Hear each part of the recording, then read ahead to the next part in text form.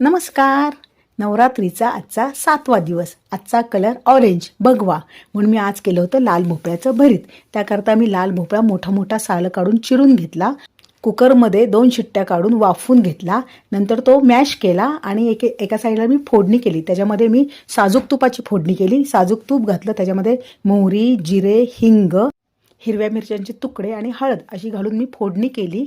आणि नंतर मॅश केलेल्या भोपळ्यामध्ये मी मीठ, साखर, दही, ओलं खोबरं, झालेली फोडणी आणि भरपूर कोथिंबीर घालून कालून घेतलं. आणि हे असं झटपट भोपळ्याचं भरीत रेडी झालं. उपवासाला हवं असेल तर फक्त जिरे आणि मिरच्या एवढीच फोडणी करायची, म्हणजे ते उपवासाला पण चालतं. पण मी हे काय उपवासाला केलं नव्हतं, म्हणून मी त्याच्यामध्ये हळदही घातली आणि हिंगही घातला. आणि ओलं खोबरं नसेल तर दाण्याचं कूट घातलं तरी चालतं, पण ओलं खोबरं घातलं तर हे भरीत खूप छान लागतं. म्हणून मी ओलं खोबऱ्याचं भरीत केलं.